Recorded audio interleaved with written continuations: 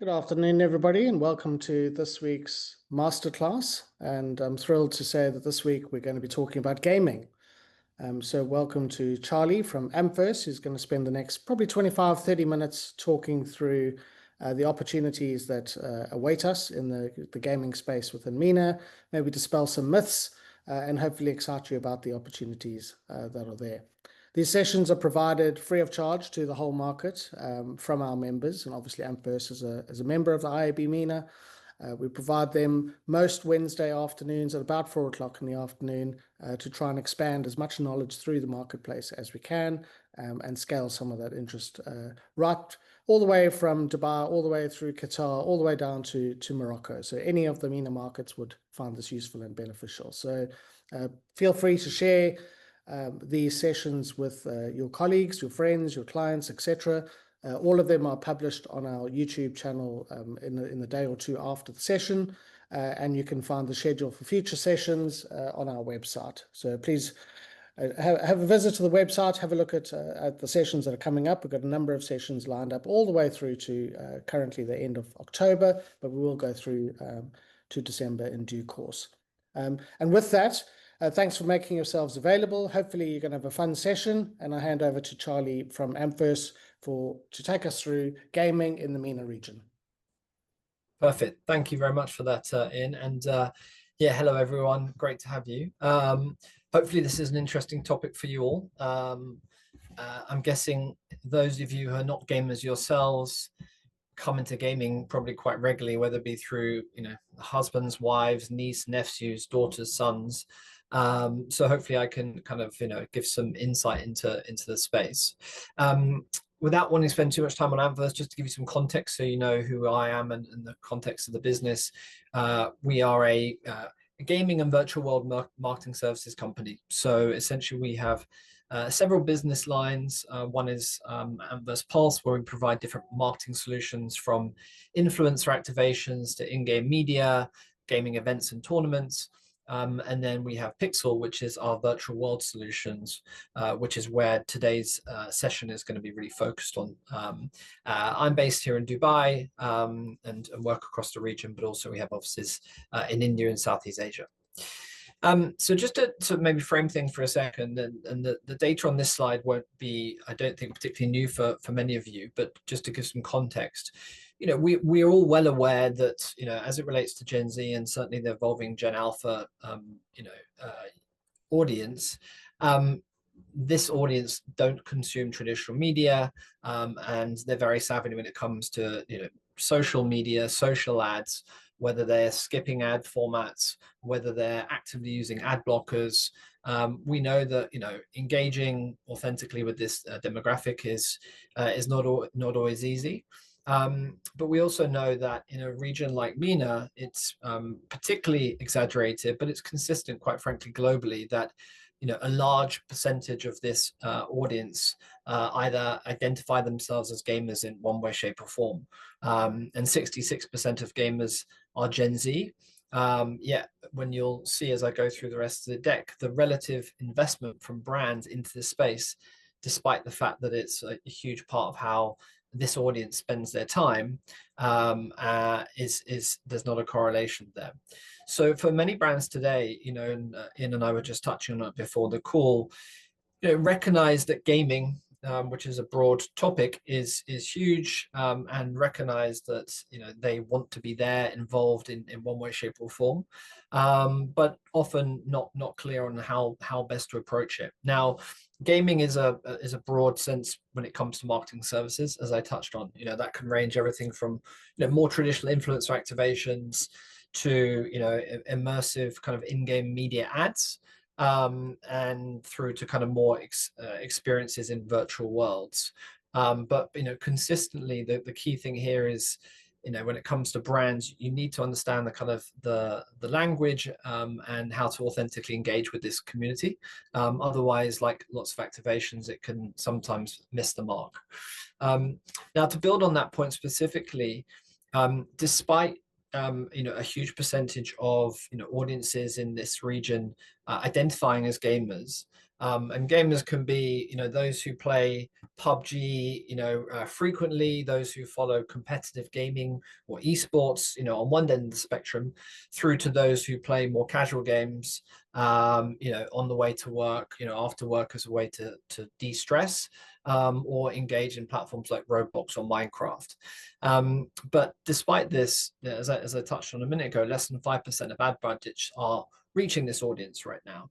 And when you look at gaming as a percentage of time spent on an average day, it's not up there, in terms of scale of social media by and large, of course, but it accounts for a very significant percentage of time.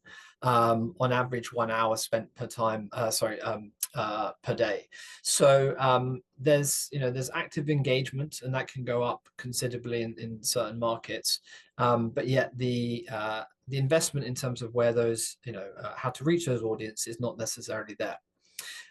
MENA, and again, nothing new to everyone on this call, is a very young region, very tech savvy region, and is, very, very pro gaming, right from a government level in markets like Saudi or here in UAE, but also is just a huge part of how, next generations spend their time.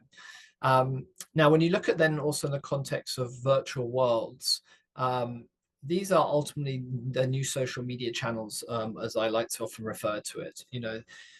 Older generations on this call, will remember, earlier platforms like MySpace, and then how it evolved into Facebook. Now we have Instagram, we have TikTok, and a host of others. But often what's not necessarily understood when it comes to gaming specifically, is these platforms like Roblox or Minecraft or Fortnite, for that matter, these are much more akin to social media platforms than they are games. Yes, gaming is a core part of obviously what consumers are doing on these platforms, but there's also huge, chat capabilities. There's huge ways to consume content. Platforms like Roblox have just recently announced different content feeds, which is much more akin to a kind of a TikTok type platform. And as well as being able to consume content from rights holders, whether it be sports right holders, entertainment, music artists, and so on and so forth. So the point being, these are very diverse, very multi-dimensional in terms of the platforms themselves, and so therefore it lends, for a rich number of ways that brands can engage with those platforms.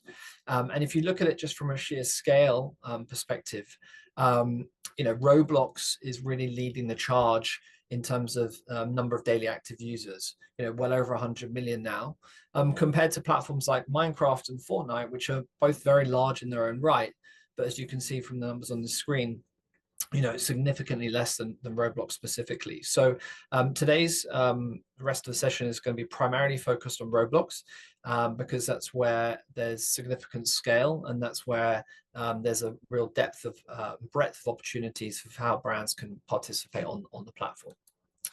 So from our perspective, Pixel, which is one of our two business units, as I said, is all about bringing brands to life on these platforms, whether it be through more immersive experiences, whether it be through mini games, or whether it be through more straightforward or kind of tactical media buys.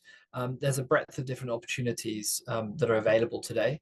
And I think what's exciting is just the speed of change, not just at how these games and these platforms are growing, but actually how they're really innovating with tools for developers to build on those platforms, commerce capabilities, advertising capabilities. So they're becoming more and more sophisticated when it comes to marketing and advertising on a regular basis.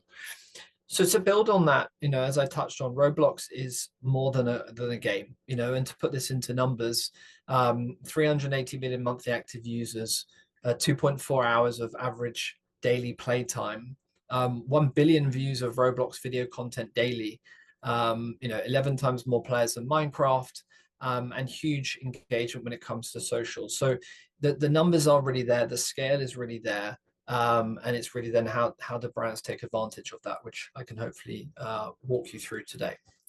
So, the approach is for us, how we bring brands to life on Roblox.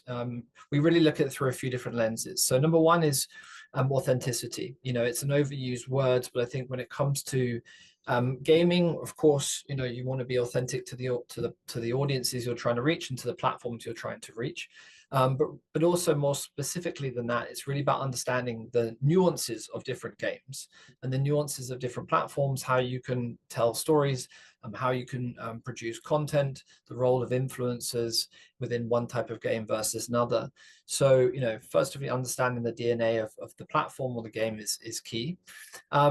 Immersing fully is the second one. So, unlike traditional advertising, Roblox specifically, allows audiences to really, choose their time within different experiences. So when you're introducing a brand on Roblox, it's more effective to focus and level on engagement, rather than just more kind of traditional, interactive or banners, which can play a role. But in many cases, it's kind of missing the opportunity at large if you just treat it at sort of surface value. I think the other thing is about prioritizing real impact. So, viewing Roblox as an ongoing channel strategy than rather than a one-off activation. It might sound obvious, but often there's brands that come to us and want to do an activation, to coincide with a specific product launch, or to coincide with the wider kind of media strategy they're doing. And of course, yes, that Roblox needs to play a role there, but I think if it can be part of a longer term strategy, then you can see longer term results, because coming in and having a burst and then disappearing, will not yield the long term impact that it can do. And I think one of the other important points to know about Roblox specifically, and I touched on it earlier in terms of just the sheer scale of content views that are happening, is not underestimating the extended influence that you can leverage. So Roblox related content has billion views daily across social platforms, as I touched on. So when you create standout experiences inside the Roblox ecosystem, there's phenomenal opportunity to really leverage that organic reach outside of the platform, whether it be on platforms like TikTok or IG or others. Now, within the younger demographic specifically, Roblox is really sort of leading the way on dwell time, as I touched on, and you can see from some of the minutes spent per day within Gen Z. This is global, not MENA specifically. It's really starting to pull away in terms of the dwell time. Obviously platforms like TikTok or others have greater reach at a larger scale, but in terms of the engagement spent, there's real dwell time, there's real engagement, and so there's real opportunity to benefit from that, if experiences are built in a native way. So the way that we go about that, and how we think about it for our different partners is, number one, the development services. So providing the development services and the publishing within these different environments, such as Roblox, whether that be a more immersive, build, which I'll come to in a minute, or a more kind of tactical activation within an existing game. We help on that journey. Community engagement is key. I touched on the importance of long-term. Yes, you can build a great experience within these platforms, but if there's not a long-term or sort of engagement strategy, then you're really not going to see the benefit.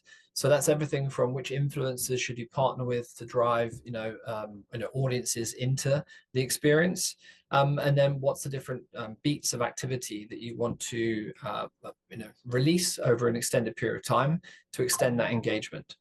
On the distribution or marketing side, there's also, aside from the channels externally to drive people into the Roblox environment, there's also different strategies that you can leverage in terms of other channels within the Roblox ecosystem, such as leveraging other games as a portal to drive people into your experiences. So there's strategies that we can help work through in both those regards. And then last but not least, it's about local insights and culturalization, right? So whether it be across different MENA markets or other markets more globally, localization is obviously key. Whether it be customizing experience creatively for the local market, working with local influencers that's going to drive that experience, Also really understanding, depending on whether that's, you're looking to activate around Minecraft or you're looking to activate around a platform like Fortnite or Roblox, the type of influencers vary drastically. Those who might have huge following and be very active Roblox content creators is not necessarily the same for Fortnite or Minecraft or other games for that matter. So understanding which talent to work with is also plays an important role. Now, once you've built these different experiences, and I'm going to show you some examples of those in a moment, it's also the key thing is about how you attract players to your experience. So some of the key elements that you should be mindful of is how to optimize gameplay, right? So how to create games that are enjoyable for the target audience, allowing them to grow organically within the community. And obviously, depending on the nature of your brand, the nature of the objectives, whether it's a short and more sort of fun tactical game, or whether it's a longer term, understanding the nuances and the mechanics within the Roblox ecosystem is key. Partnered influencers I touched on, so I won't repeat that point. Gateway from top games, I also touched on that, but just to add a little bit more detail, there are portals, essentially within the Roblox environment, or other games, should I say, that act as a kind of paid install strategy. So they let players discover your experience through an existing popular game, taking them directly to your game.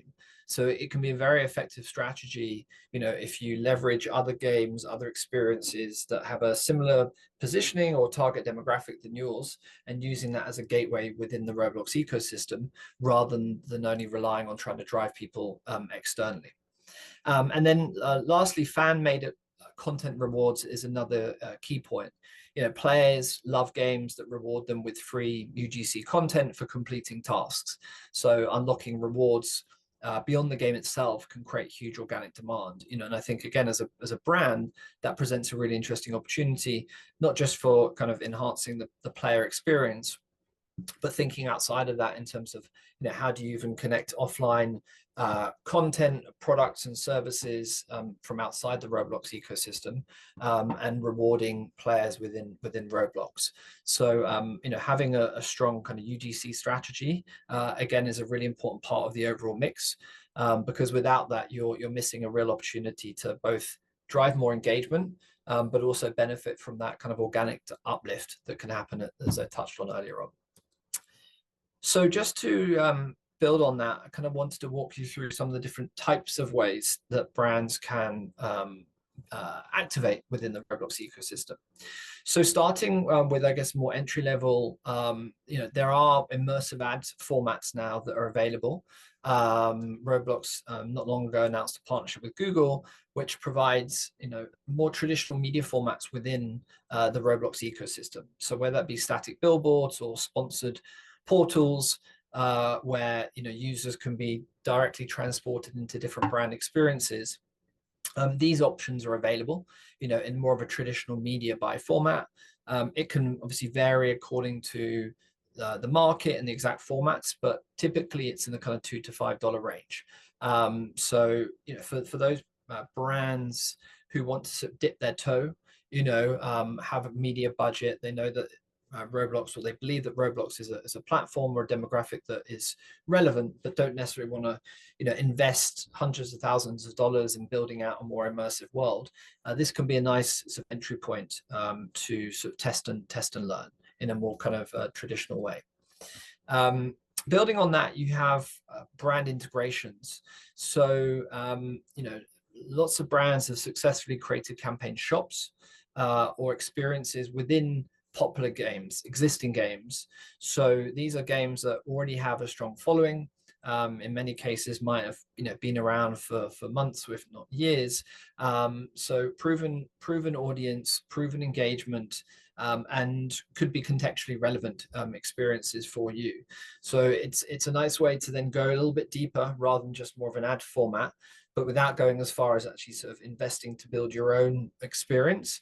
By partnering with existing games, and what we've seen is that sort of this network of games is only getting stronger as more and more developers, more and more creators continue to come onto the platform, build amazing experiences on one side, but also, you know, the ecosystem at large, I think, is getting more sophisticated in terms of then, you know, how do they enable third parties, whether it be brands or others, to then partner with those existing channels. So this is a slightly higher level investment than the kind of testing media buy, but still, you know, relatively affordable. So it can start at the kind of 50K range. It can go right up to sort of $500,000 or more, and the variables are, you know, ultimately scale, right? So is this just one market here in MENA versus the entire region, or wider GCC markets? You know, depending on the scale you're trying to reach, it might be that you can achieve those objectives by working with one game, or it might be that you need to work with multiple games that give you reach across different geographies, but also different types of demographics of audience. So it's pretty, I'd say, flexible in that regard. But again, I think this particular sort of area within Roblox has been getting more and more popular, because, as I said, it's a nice middle ground between entry point and some of the bigger buys. Now, moving on to that, some of the sort of bigger or more custom experiences, you know, this is where you can, you know, ultimately really maximize growth on Roblox, you know, and treat it as a full channel rather than a one-off activation. So the strategy or thinking here is really about creating a persistent experience, or product that offers players, you know, fun, immersive experiences. You know, that can be different, you know, gaming elements. That can be different product releases, virtual items that are available, meet and greets with influencers, product announcements. So if you think you build an experience that, you know, there's a 6 to 12-month strategy, sometimes longer in many cases, then it's really just part of your, you know, your wider marketing strategy that you can leverage with different touch points throughout the course of a campaign or of a year. Those on the smaller scale started around $100,000, but that's typically light. I would say the kind of average sort of sweet spot for an investment, a kind of meaningful custom experience, is more like $500,000, and it can go higher, again, depending on the scale and the complexity. But you know, the cost, you know, for that covers everything from in-house game creation, the live ops itself. So, you know, once this experience goes live, you know, obviously managing, you know, the players, managing the experience, reporting, performance management, you know, driving audiences into the experience. Often it's a sort of full turnkey solution, and therefore it's a much more sort of complex, but can be very impactful brand activation. Now, taking all of that into consideration, I think, you know, some of the areas where brands can often miss the mark is if you just treat it purely as an ad platform. You know, there are ways, as I said, that you can kind of test the water, but I think even when you're running, say, more entry-level ads, it's still about thinking what happens beyond that ad, right? So, you know, yes, you might, you know, take more of a traditional media that you kind of repurpose as part of a media buy, but you still need to think about what's then the experience that you're driving them into. You know, how are you adding more of a gamification element to that? How are you localizing that in terms of the content and experience, you know, rather than just taking other, say, digital media or digital advertising formats and trying to repurpose. The other thing is often, you know, the nuances and the understanding of the Roblox ecosystem is very important to really get the most benefit from it. So, you know, we like to work very collaboratively with our clients, you know, brainstorming with them around, you know, what are their wider communication goals, you know, what are they trying to achieve, whether it be product sales, you know, reach, engagement, etc. But then really taking that and thinking what is right in the context of Roblox specifically, or by contrast to that, if the activation is in Fortnite, for example, you know, how do you take that and you make it relevant for the platforms themselves is really, really crucial. So, you know, really taking a collaborative approach, I think, is definitely something that, you know, we like to recommend. And then just lastly, I thought just to bring to life some of the kind of measurement and results metrics that are available. You know, I think, again, this is something that is continuing to get more and more sophisticated. in terms of how brands can benefit and measure the objectives that they're trying to reach within a platform like Roblox. So just to give you a bit more context, there's Roblox specific metrics. So let's say the game or the experience that you create within the Roblox environment, you can track in-game metrics such as the total number of visitors, the engagement time, the approval rating of how the community rates your experience, which I think is a very important metric to look at. Recurring visits, again, is something that's very important to see. You know, are players coming back multiple times, or is it just a one burst and leave? UGC traffic spikes, I think, as part of that holistic strategy. You know, when brands see these big traffic spikes through UGC, it really shows they're doing something right in terms of the different offers that they're providing, and the different ways that content can be shared to then drive people back into the experience. Other things that we look at is heat zones. So, you know, where within the experience are people spending their time? Because that's also very valuable information, particularly as you then optimize the experience, if it's over the course of 3, 6, 12 months time, to, you know, enhance it and really focus on where people are, you know, engaging most and double down on those areas. Aside from that, social insights and sentiment analysis. So, you know, there's a number of third-party tools where we can track social mentions of Roblox, campaign keywords, you know, across third-party platforms like YouTube and TikTok. So, you know, again, bringing that together so that you can see the value of an activation that's, say, happening in Roblox in a holistic sense, you know, rather than just purely through the metrics from the platform itself is important. There are other also interactive brand surveys available within the game. So, you know, players can engage in short anonymized brand surveys up to 6 questions. So again, it's a nice litmus test to understand how people are responding.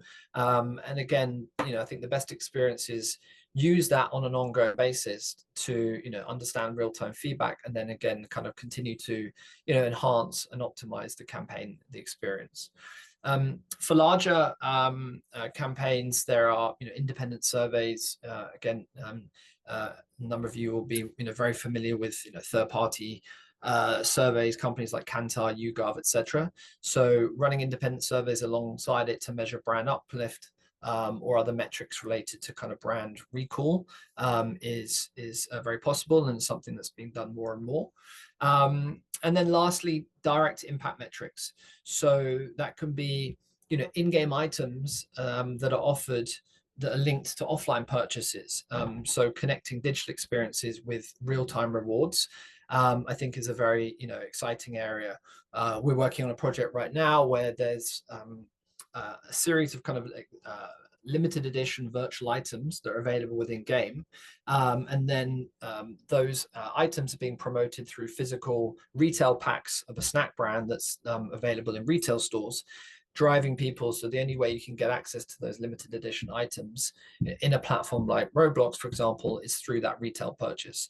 So, you know, then you can really start to measure the impact on sales, you know, which obviously is, you know, the holy grail for many brands, you know, to really see true business value rather than kind of brand growth. So yeah, there's some of the areas that can be leveraged. You know, there's pretty sophisticated reporting now available, and yeah, for any of you you know, who are interested to discuss further, you know, after this, I'd be happy to kind of share more information with you.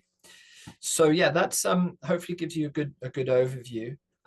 You've got my name and my email, charlie@ampverse.com here. Ampversepixel.com is our website specifically for all of our virtual world activations. Should you want to learn some more, but I'd be happy to chat, answer any questions, you know, offline should you have any after this. So yeah, I hope that was informative, and thank you for joining me today. Fantastic. Thank you very much, Charlie. I definitely was very informative and thoroughly entertaining. So I wonder if people do have any questions or comments that they want to raise at this time.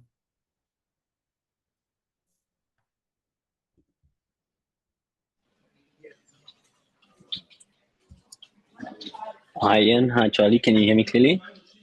Yes. Yes. Hi there. Just one question, David from Fusion 5, around the redemption of in-game prizes in the offline environment. Can you explain a little bit as to like what that looks like and maybe a practical example of what you guys have done in the past? Sure, yeah. So essentially, within, a platform like Roblox, or a number of these other platforms, there are virtual items that, the players can access, right? That could be, virtual items in terms of how they kind of, dress their avatars, or different kind of products, whether they to kind of enhance their playing experience. In the case of, let's take a beauty brand like a L'Oreal, for example, or a Maybelline, it might be that there are virtual products, virtual makeup items that are available within the world, within that experience. So what can happen in the case of, say, the Snap brand example I gave? Essentially, these virtual items, whether it be a virtual lipstick, whether it be a virtual snack product, or whether it be another item that players can use to kind of personalize their avatar, personalize their experience. These can be exclusive to a specific experience that a brand would build, or a developer for that matter. So let's say it's a particular snack brand. It's only available, this limited edition item, within a Roblox ecosystem, within the Roblox game. What can happen is that that particular snack brand or beauty brand, or whatever the category of brand might be, can promote those exclusive items, so that it could be a code that is only able to redeem through purchasing a physical product. That code is then available and then allows you to access products within, let's say, the Roblox ecosystem. So that's how brands are increasingly kind of linking offline purchases in the real world, so to speak, within these kind of virtual experiences. Because essentially the idea is that rather than just asking a fan to purchase a product, whether it be a snack product or otherwise, it's then about making an exclusive item that's available, that's really going to enhance their experience. So it's really then going to drive that sort of call to action to retail, but it's then going to reward the player within the experience with something that's going to really meaningfully add, whether it be level up their experience, or give them a unique sort of element to their experience. So that's really how you specifically connect kind of offline and online. Or there's lots of kind of virtual products that offer many brands make available exclusively within the Roblox environment. So that's not necessarily about driving offline to online, but it is about kind of going deeper in terms of then how a consumer is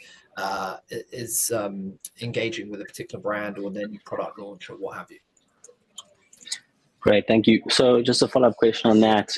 In your personal experience, have you found the solely online virtual prize redemption to be more successful than trying to link it to offline, or what's your opinion on that?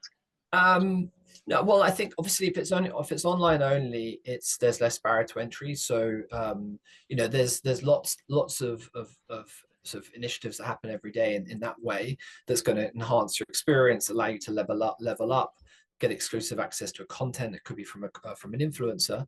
But saying that, what we're seeing is definitely, as more and more brands are leaning in and understanding the kind of the value of, say, the Roblox ecosystem, and therefore then they're wanting to kind of invest to have sort of more of an always on strategy or a longer term play. Then the question is, okay, how can I go deeper with this, and how can I actually link this to kind of real world results, whether it be product sales or what have you.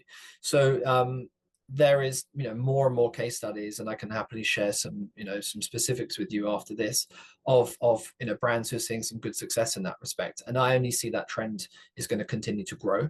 In the same way, there's more of a depth of different ways that brands can activate, from media buys to existing experiences, or full kind of turnkey solutions.